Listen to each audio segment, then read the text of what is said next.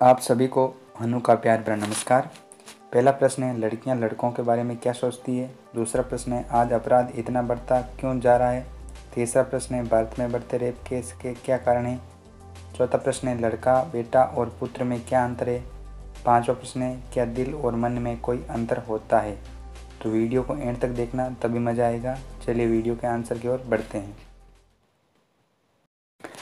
तो पहला प्रश्न है, लड़कियां लड़कों के बारे में क्या सोचती है। तो टोटल मैं इसके लिए 7 से 8 पॉइंट बताऊंगा जो लड़कियां लड़कों के बारे में सोचती है। बढ़ते हैं पहले पॉइंट की ओर। लड़कियों को लगता है कि हर लड़के को केवल अपनी बातें बताना या सुनना ही अच्छा लगता है, वे दूसरों की बातें सुनना ही नहीं चाहते। नंबर 2, लड़कियों को लगता है कि लड़के डोमिनेटिव नेचर के होते हैं और वे लड़की को हमेशा काबू में रखना चाहते हैं। नंबर 3, लड़कियों को लगता है कि हर लड़का अपने आप में बहुत ज़्यादा हैंडसम और गुड लुकिंग समझता है, भले ही वो लड़का गुड लुकिंग हो या फिर हैंडसम ना हो। नंबर 4, लड़कियों को लगता है कि लड़के बहुत आलसी होते हैं और प्रतिदिन स्नान भी नहीं करते हैं, उन्हें अपने कपड़ों और वस्त्रों का भी होश नहीं रहता। नंबर 5, लड़कियों को लगता है कि ज़्यादातर लड़के अपने आप को ओवर स्मार्ट समझते हैं, चाहे लड़का कितना भी मंद बुद्धि क्यों न हो और उसे कुछ पता भी न हो, परंतु वो लड़कियों को ऐसा दिखाना चाहता है कि वह बहुत ही ज़्यादा इंटेलिजेंट और स्मार्ट है। नंबर 6, लड़कियों को लगता है कि लड़के बहुत ज़्यादा बहस करते हैं और हमेशा यही सोचते हैं कि वो ही सही है और उन्हें लगता है कि वो कभी भी कोई गलती कर ही नहीं सकते। नंबर 7, लड़कियों को लगता है कि लड़के अपने आसपास सफाई बिल्कुल भी नहीं रखते हैं, वे ये सोचती हैं कि लड़कों को कोई फ़र्क नहीं पड़ता कि उनकी साफ़ सफाई कैसी है, लड़कियां उनके बारे में क्या सोचती है।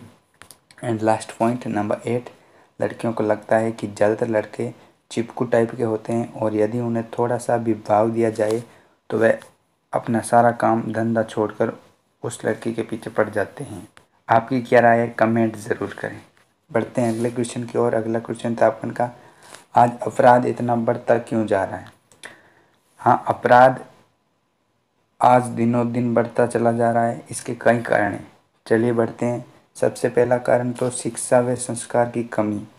इस वजह से अपराधी व्यक्ति आसान तरीका सीखता है और सोचता है कि अपराध किया जाए जिससे प्रत्यक्ष या अप्रत्यक्ष रूप से धन कमाया जाए।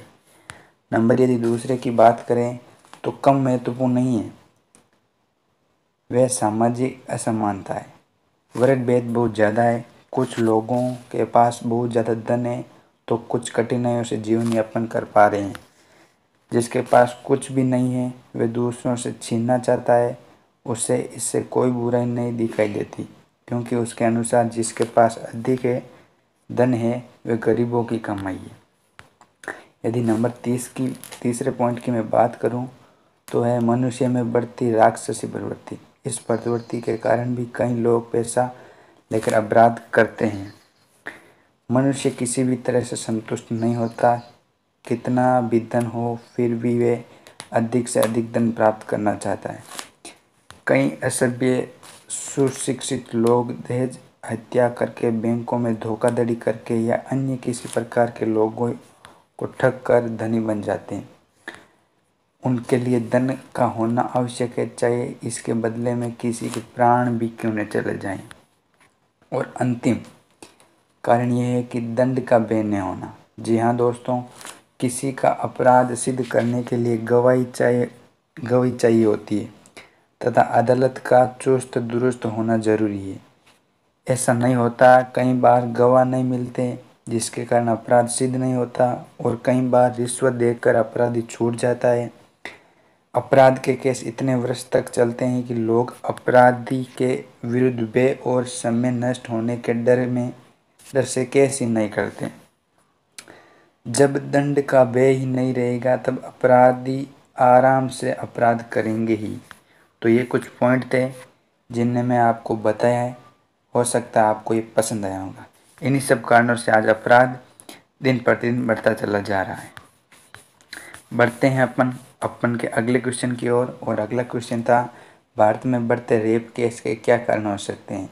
मैंने आज सारे पॉइंट या फिर प्रश्न है जो अपनी सोसाइटी से रिलेटेड उठाए।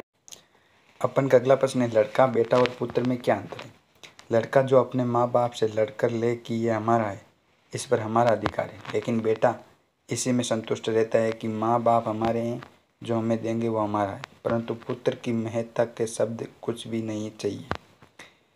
यानी कि पुत्र की महत्ता इस शब्द से है कि उन्हें कुछ भी नहीं चाहिए, उसे अपने माता पिता की सेवा करने में ही सब कुछ मिल जाता है। जैसे राम, लक्ष्मण और भरत, जब राम राज्याभिषेक होना था तब 14 वर्ष वनवास मिला और उस समय लक्ष्मण ने कहा कि मैं लड़ कर ले लूँगा और धनुष बाण ले आए। इस अवसर पर राम ने रोक लिया और कहा कि जो हमारे भाग्य में लिखा है वो मिलेगा, तथा वनवास चले गए।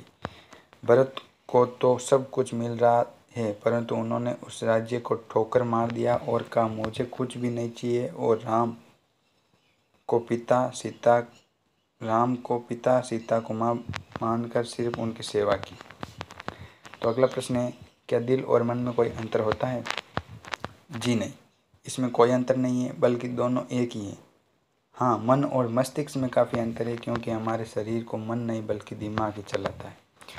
तो ये कुछ इंटरेस्टिंग Q&A थे जिसका मैंने आंसर कर दिया है। यदि आपके मन में भी कुछ ऐसे रोचक इंटरेस्टिंग क्वेश्चन है तो आप जाके कमेंट करें, मैं उन्हें ज़रूर पिक करूँगा। Thanks for watching.